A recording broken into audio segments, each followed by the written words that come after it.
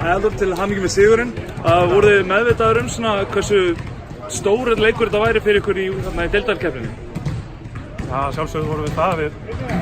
Þeir eru svona stærsti leikirnir okkar á tímabilinu og sérstaklega kannski þessi þegar þetta skiptir gríðarlega miklu máli upp á innbyrðisveiðurinni og hverjir eru að fara að taka heimavallarréttinn í úrslitakeppninni. Þannig að við erum búin að undirbúa okkur þetta sé eitt stærsti leikur tímabilisins í deildinni. Svo bara núna kemur næsti leikur sem bara þá stærri. Þetta var svona nokkuð góður og jafn leikur fyrstu svona 20 mínúturnar, svo fór það að dragast hægt og rólega fram. Hvað fannst þér breytast svona seinustu 15 mínútur leiksins? Ég held bara að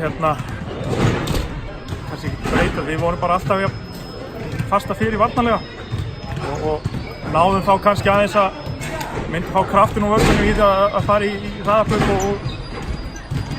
og sækja körfunar meira og sóknarleikurinn kikkaði bara aðeins meira inn í seinni hálfleik en heildið var varnarleikurinn bara mjög flottur fyrir þetta. Nú það eiginlega útsýð að þið eru verðið efstar í deildinni og í heimavallarréttinum alla úrslitakeppnina. Hvað finnst þér þessi svona sterki sigur á móti næstbesta lið deildarinnar segja líkurnar ykkar á því að haldast upp í úrvalsdeildinni ef þið þá farið upp? Ég veit alveg að leikinn á móti Grindavík verða mjög erfiður og úrslitin í þessu leik segja engan veginn hvernig þessi leikur var. Þetta var bara naglbítur og þóttu hann tekið þetta kannski með 19 stigum á þetta og það er mjög öflugan leikmann inni sem er meiddur.